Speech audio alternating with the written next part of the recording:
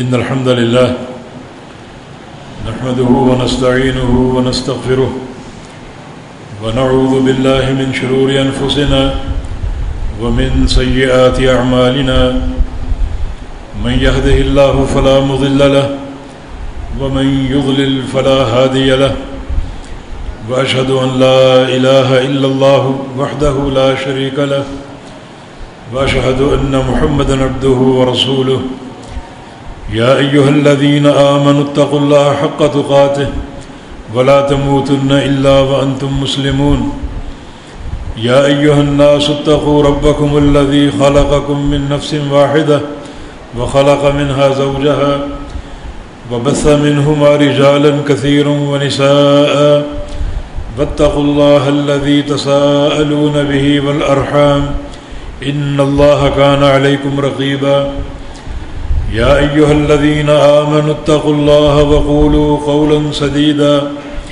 يصلح لكم أعمالكم ويغفر لكم ذنوبكم ومن يطع الله ورسوله فقد فاز فوزا عظيما أما بعد فإن أصدق الكلام كلام الله وأحسن الهدي هدي محمد صلى الله تعالى عليه وسلم وشر الأمور محدثاتها وكل محدثة بدعة وكل بدعة ضلالة وكل ضلالة في النار من يطع الله ورسوله فقد رشد واهتدى ومن يعص الله ورسوله فقد ضل وغوى اللهم صل على محمد وعلى آل محمد كما صليت على إبراهيم وعلى آل إبراهيم إنك حميد مجيد اللهم بارك على محمد وعلى آل محمد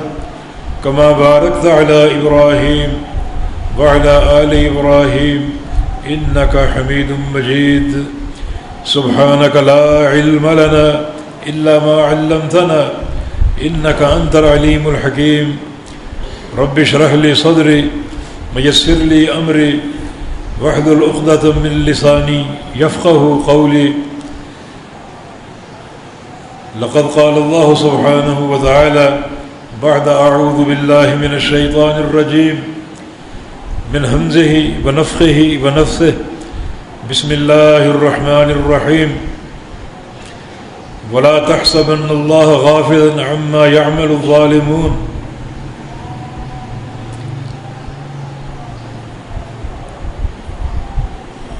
یہ وائرس جو پھیلا ہوا ہے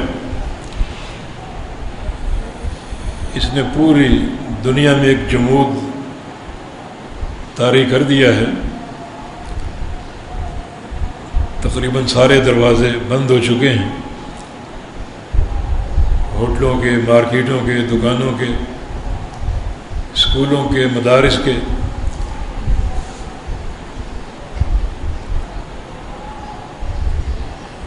ایک دروازہ کھلا ہوا ہے اور وہ توبہ کا دروازہ ہے جو کبھی بند نہیں ہوگا حتیٰ کہ یہ سورج مغرب سے طلوع ہو جائے. وہ دروازہ دن ہو رات ہو ہمیشہ کھلا ہے.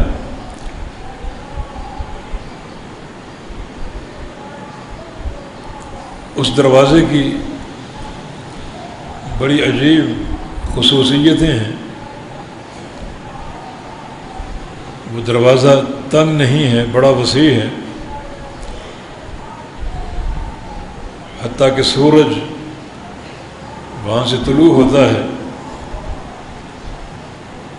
وہاں غروب ہوتا ہے اور قیامت کے دن وہاں سے طلوع ہوگا. اتنا کشادہ وہ دروازہ ہے.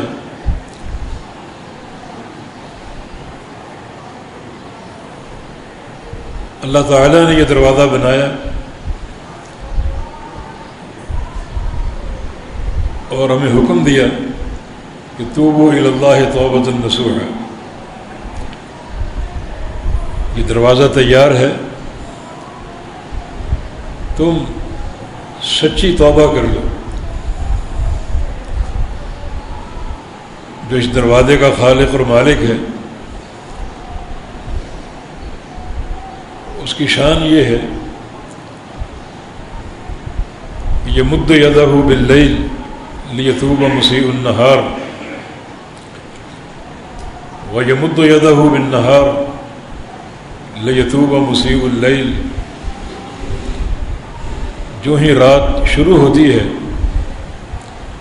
وہ اپنا ہاتھ پھیلا دیتا ہے کہ دن کے اجالے میں کھلم کھلا گناہ کرنے والا مجھ سے توبہ کر لے،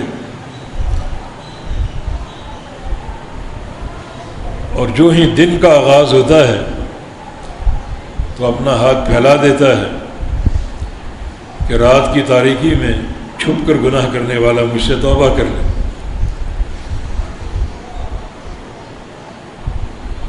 للہ افرح بتوبۃ عبدہ، یہ خوش ہونا اللہ تعالیٰ کی صفت ہے، اور اللہ رب العزت سب سے زیادہ اس وقت خوش ہوتا ہے جب اس کا بندہ توبہ کر لے۔ تو یہ دروازہ کھلا ہے، اور توبہ اور استغفار کے ذریعے بلاؤں کو ٹالنا چاہیے۔ وما كان الله ليعذبهم وأنت فيهم وما كان الله معذبهم وهم يستغفرون۔ اس امت کے لیے دو امانے ہیں، دو پناہ گاہیں ہیں، ایک ذات رسول صلی اللہ علیہ وسلم۔ اے میرے حبیب، جب تک آپ اپنی اس قوم کے اندر موجود ہیں تب تک اللہ رب العزت اس قوم کو عذاب نہیں دے گا۔ یہ امان آئی اور گزر گئی۔ دوسری امان قیامت کے قائم ہونے تک ہے کہ اس وقت تک اللہ رب العزت اس قوم کو عذاب نہیں دے گا جب تک یہ قوم استغفار کرتی رہے۔ تو یہ ایک ایسی پناہ ہے، ایک ایسی امان ہے جو اب بھی موجود ہے اور قیامت تک موجود رہے گی۔ تو بلاؤں کو ٹالنے کے لیے اور ان فتنوں کے قلع کواں کے لیے اس امان کو بطور ڈھال کثرت سے استعمال کیا جائے۔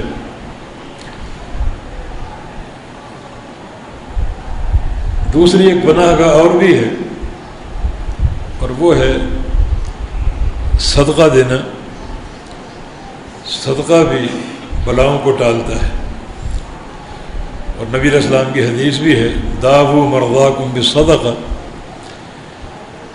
اپنے مریضوں کا علاج کرو صدقہ کے ساتھ۔ یہ مرض ایک وبا کی صورت میں پھیلتا جا رہا ہے، اور صدقے کی کثرت اس وبا کو ٹالے گی اور اس مرض کا خاتمہ کرے گی۔ اپنے مریضوں کا علاج کرو صدقہ دے کر۔ ان صدقۃ تطفئ غضب الرب کما یطفئ الماء الحطب۔ صدقہ تو اللہ تعالیٰ کا غضب بھی ٹھنڈا کر دیتا ہے، جیسے پانی ایندھن کی آگ کو بجھا دیتا ہے، ویسے صدقہ جہنم کی آگ کو بجھا دیتا ہے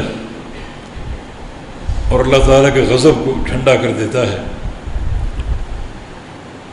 صدقے کی قوت اور صدقے کی تاثیر اور اس کی طاقت کا اندازہ قیامت کے دن ہوگا۔ وتدنو الشمس حتى تكون على مسافة میل، جب یہ سورج قریب آتے آتے ایک میل کے فاصلے پر آ کر ٹھہر جائے گا۔ وہ سورج جو آج کروڑہا میل دور ہے، جب اس کی شدت ظاہر ہوتی ہے تو ہم تل ملا اٹھتے ہیں، حالانکہ ہمارے پاس سائے ہیں اور بہت زیادہ گرمی سے بچاؤ کے وسائل ہیں، مگر پھر بھی تڑپ اٹھتے ہیں، بلک اٹھتے ہیں۔ یہی سورج جس میں قیامت کی شدت ہوگی، جب 1 میل کے فاصلے پر ہوگا تو نیچے حرارت کا اور تمازت کا کیا عالم ہوگا۔ اس وقت رسول اللہ صلی اللہ علیہ وسلم کی حدیث کے مطابق کل امرئ تحت ظل صدقتہ یوم القیامہ حتی یقضی بین الخلائق، ہر شخص کا صدقہ جو ہے وہ اس کے سر کا سایہ بن جائے گا، اور اتنی طاقت اور قوت ہوگی صدقے کے اندر کہ وہ سورج کی حرارت کو اور اس کی تپش کو روک دے گا۔ جنہیں یہ سایہ حاصل نہیں ہوگا وہ سورج کی تمازت سے آنے والے پسینے سے انتہائی پریشان ہوں گے، لیکن جو لوگ کثرت سے صدقہ دینے والے ہیں انہیں قیامت کے دن ایک ڈھال حاصل ہو جائے گی، ایک ایسا سایہ جس میں اتنی طاقت اور قوت ہوگی کہ وہ قیامت کے سورج کی جو 1 میل کے فاصلے پر کھڑا ہے اس کی گرمی کو روک دے گا اور اس کی شدت کا مقابلہ کرے گا۔ یہ دنیا کا سایہ نہیں ہے کہ دن میں تو قائم ہے، رات کو غائب ہو جاتا ہے۔ حتی یقضی بین الخلائق، یہ سایہ اس وقت تک بندے کے سر پہ تنا رہے گا جب تک اللہ رب العزت یوم حشر ساری مخلوقات کے حساب سے فارغ نہ ہو جائے۔ وہ ایک دن 50,000 سال کے برابر ہے، اور یہ سایہ 50,000 سال تک بندے کے کام آئے گا اور اسے سورج کی تپش سے بچائے گا۔ ویسے صدقہ دینے والوں کے لیے قیامت کے دن ایک اور سایہ بھی دستیاب ہوگا، اور وہ اللہ رب العزت کے عرش کا سایہ ہے۔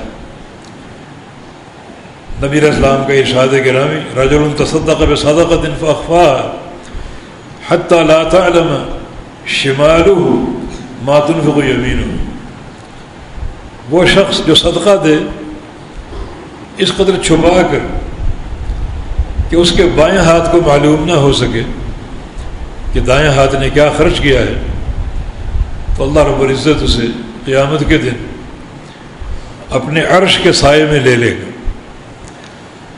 یہ صدقے کی فضیلت ہے کہ اس کو یہ ڈبل سایہ حاصل ہوگا، ایک رب کائنات کے عرش کا سایہ، دوسرا اس کا صدقہ بذات خود سایہ بن کر تن جائے گا اس کے سر پہ اور اسے سورج کی حرارت سے بچائے گا۔ جس صدقے میں اتنی تاثیر ہے اور قوت ہے کہ وہ سورج کی حرارت کا مقابلہ کر لے اور جہنم کی آگ کو بجھا دے، اس صدقے کے سامنے یہ کرونا شرونا کوئی چیز نہیں۔ یقیناً صدقے کی طاقت سے ان امراض سے بچا جا سکتا ہے، تو کثرت سے استغفار ہو، اللہ تعالیٰ کی طرف انابت ہو۔ وہ رب جو ہماری حرکات کی بنا پر ہم سے ناراض ہے، اس سے سچی صلح کر لی جائے۔ ان ربک لبالمرصاد، تیرا رب گھات میں ہے۔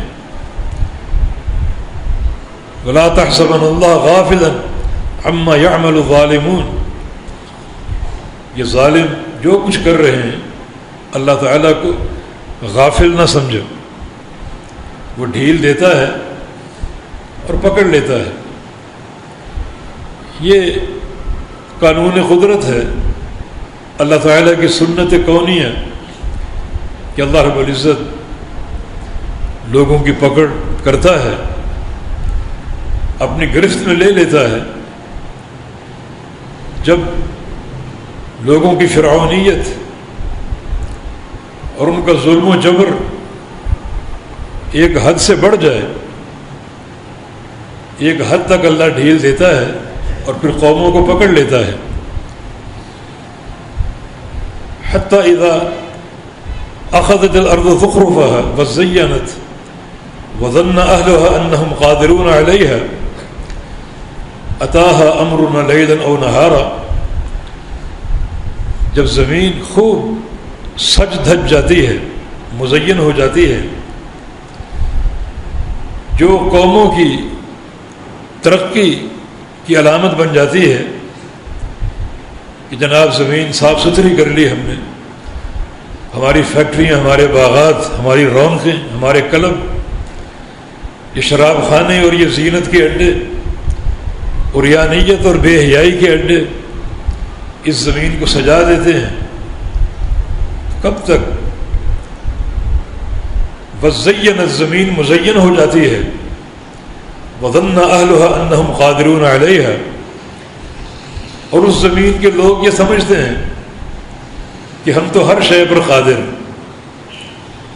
جو چاہے حکم لگائیں، ہماری رسائی تو چاند تک ہو چکی ہے، ہم تو مریخ پر کمندے ڈالنے کی تیاری کر رہے ہیں،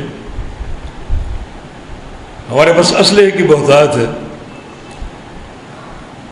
ہمارے پاس طاقت ہے، ہم دنیا کی اقتصاد کے مالک ہیں، معیشت ہمارے ہاتھ میں ہے، یہ کب تک چلے گا؟ جب قوموں کی حالت یہاں تک پہنچ جائے، اپنے تئیں سمجھ بیٹھیں کہ ہم تو ہر شے پر قادر ہیں، اللہ تعالیٰ کی قدرت کے سامنے کھڑے ہو جائیں ڈٹ کر، تو اتاہا امرنا لیلا و نہارا، پھر ہمارا امر آتا ہے، عذاب کا امر، سزا، رات کو یا دن کو، دن کا اجالا قائم ہو اور لوگ اپنی ترقی میں مست ہوں، ہمارا عذاب آ جاتا ہے، یا رات کی تاریکی میں جب لوگ سو رہے ہوں، یہ بے حیائی کے مراکز میں تعیش کی زندگی گزار رہے ہوں، ہمارا امر رات کو آ جاتا ہے، اور فجعلناها حصیدا، تو ان کے محلات، ان کی بستیاں، ان کے تجارتی مراکز، ان کے باغات یوں تباہ و برباد ہو کر گر جاتے ہیں جیسے کٹا ہوا چارہ بکھرا ہو۔ یہ سنت الہیہ ہے۔ آج بہت سی طاقتیں اپنے آپ کو سپر پاور قرار دے رہی ہیں، مسلمانوں پر ظلم کرنا، ذبح کرنا، اپنا حکم ان پر قائم کرنا، ظلم و تشدد کا نشانہ بنانا، یہ معاملہ کب تک چلے گا؟ آج یورپ اپنی پکڑ میں آ چکا ہے، اور ماہرین کی رائے کے مطابق یہ جو وبا ہے یورپ پر اپنے پنجے گاڑ چکی ہے، ٹریلینوں ڈالر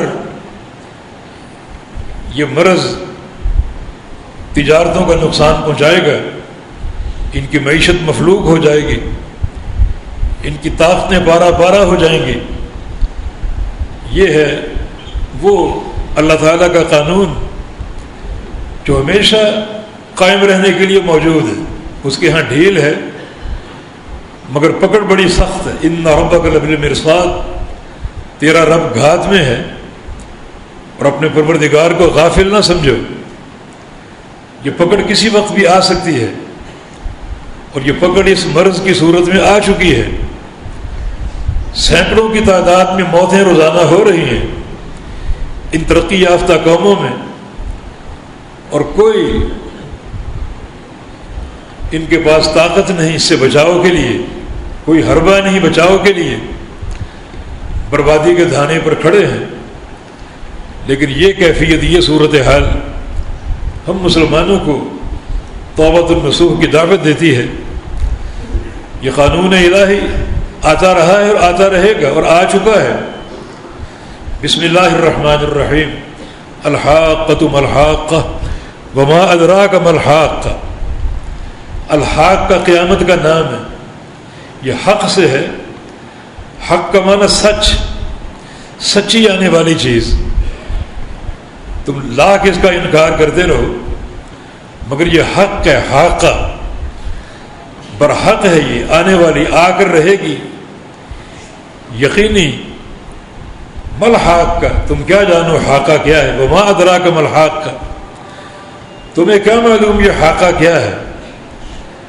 یہ قیامت ہے جو قائم ہو کر رہے گی اور پوری کائنات کا نظام تہ و بالا ہو جائے گا، جس کی ایک جھلک دیکھنی ہے تو دیکھ لو۔ کذبت ثمود وعاد بالقارعہ، قوم ثمود اور قوم عاد نے اسی حاقہ کو جھٹلایا۔ القارعہ اس کا دوسرا نام ہے، یہ قارعہ قرع سے ماخوذ، اور قرع دستک دینے کو بولتے ہیں۔ القارعہ یہ قیامت کا نام ہے، دستک دینے والی، ہر کان پہ دستک دے گی، ہر گھر پہ دستک دے گی، اور کوئی بندہ اس سے مفرور نہ ہو سکے گا، کسی کو کوئی جائے فرار نہیں ملے گی، ہر بندے پر یہ قیامت قائم ہوگی۔ تو قوم عاد اور قوم ثمود نے اسی قاریہ کو جھٹلایا۔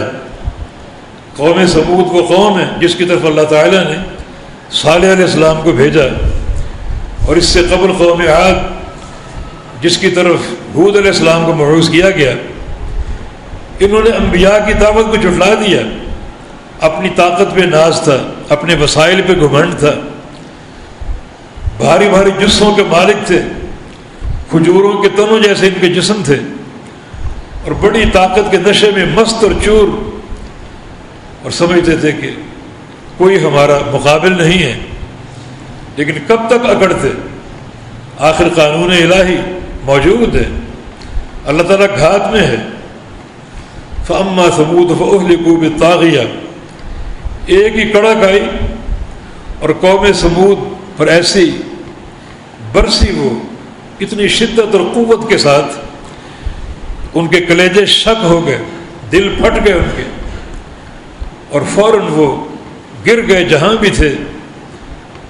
تباہی اور بربادی قائم ہو گئی، نہ کوئی بچہ بچ سکا، نہ کوئی عورت، نہ کوئی مرد، پوری قوم تباہ و برباد ہو گئی۔ فَأَمَّا ثَمُودُ فَأُهْلِكُوا بِالطَّاغِيَةِ وَأَمَّا عَادٌ فَأُرْسِلُوا عَلَيْهِمْ، عاد قوم عاد کیا تھی جن کی طرف ہود علیہ السلام کو بھیجا گیا؟ ان کی طرف ایک ہوا مسلط کر دی گئی، بِرِيحٍ صَرْصَرٍ عَاتِيَةٍ، وہ ہوا بڑی شدید تھی، ایک شدید آندھی، اور وہ 7 دن 8 راتیں مسلسل چلتی رہی، اس قوم کو جھلاتی رہی، حتیٰ کہ اس کے نتیجے میں پوری قوم برباد ہو گئی۔ ان کی لاشیں یوں بکھری ہوئی تھیں جیسے کھجوروں کے تنے ہوتے ہیں۔ تصور کیجیے کیا ان کے جثے تھے، اور کیا ان کی طاقت تھی، اور کیا ان کے وسائل تھے۔ اللہ تعالیٰ کی پکڑ آ گئی۔ فَهَلْ تَرَىٰ لَهُم مِّن بَاقِيَةٍ، کوئی باقی بچا؟ کوئی ایک بچہ تک باقی بچا؟ نہیں، سب کو برباد کر دیا۔ یہ قانون الہی اس وقت حرکت میں آیا اور آتا رہے گا۔ اللہ تعالیٰ کا نظام ہے، یہ قدرت کونیہ ہے، یہ نظام کونی ہے۔ اللہ تعالیٰ جب چاہے اس نظام کو قائم کر دے۔ وَجَاءَ فِرْعَوْنُ وَمَنْ قَبْلَهُ وَالْمُؤْتَفِكَاتُ بِالْخَاطِئَةِ، پھر فرعون بھی آیا اپنی فرعونیت کے ساتھ، اپنے آپ کو رب اعلیٰ کہتا تھا، اور اس سے قبل قومیں آئیں، والمؤتفکات، اور مؤتفکات آئے۔ یہ مؤتفکات جو ہیں یہ قوم لوط، ان کی بستی کا نام ہے، وہ بھی آئے اپنے گناہوں کے ساتھ، معصیتوں کے ساتھ، اور اللہ کی پکڑ میں آ گئے۔ ان کی پکڑ جو تھی بڑی شدید تھی، انہیں اٹھا لیا گیا آسمانوں کی بلندیوں تک، پھر نیچے پٹکا گیا، اور جب نیچے ان کو گرایا جا رہا تھا تو اوپر سے پتھروں کی بارش ان پر کر دی گئی، دوہرا تہرا عذاب ان کو دیا گیا اور پوری قوم کو تہس نہس کر دیا گیا۔ یہ خالق کائنات کی قدرت اور نظام ہے۔ آج اسی جبر و تشدد اپنے کی ایک انتہا ہو چکی، اللہ تعالیٰ کے حلال کو حرام کیا جا رہا ہے، حرام کو حلال کیا جا رہا ہے، زنا اور شراب نوشی اور سود خوری اسے ترقی کی علامت اور اس کو حلال قرار دیا جا رہا ہے۔ یہ تو بہت بڑی بغاوت ہے۔ یہ یورپ جو ہے یہ بڑی غلیظ ترین نجاست کے اندر گھرا ہوا ہے۔ ہمارے کچھ لوگ جو احساس کمتری کا شکار ہیں، کہ ان کی سڑکیں بڑی صاف ہیں، بڑی وہاں صفائی ستھرائی ہے، تمہیں صاف سڑکیں نظر آتی ہیں مگر 50% اولاد زنا نظر نہیں آتی۔ اور بعض یورپی علاقوں میں یہ تناسب 60% تک ہے، 40% حلال کے بچے ہیں اور 60% حرام کے بچے وہ نظر نہیں آتے۔ تو غلیظ ترین قوم ہے جن کا یہ باطن ہے، بس سڑکیں صاف نظر آ رہی ہیں۔ اس سے کیا ہوتا ہے؟ انتہائی ناپاک اور نجس قوم، اللہ تعالیٰ کے حلال کو حرام کرنے والے اور حرام کو حلال کرنے والے، خطرناک بغاوت پر آمادہ، جن کا قانون مسلمانوں کے خلاف ظلم اور جبر کی انتہا ہو چکی۔ تو یہ قانون الہی آ چکا اور ان کی اقتصادیات بربادی کے دھانے پر پہنچ چکی۔ ایک عجیب تباہی واقع ہو چکی اور ہونے والی ہے۔ اللہ تعالیٰ سے ہم عافیت کا سوال کرتے ہیں، اللہ تعالیٰ ہمیں توبہ اور انابت کی توفیق دے۔ اللہ تعالیٰ ہمیں وہ سارے امور اپنانے کی توفیق دے جن سے اللہ تعالیٰ کا عذاب ٹل جاتا ہے۔ ہمیں بھی ایک جھنجھوڑا جا چکا کہ اللہ تعالیٰ سچی صلح کر لے۔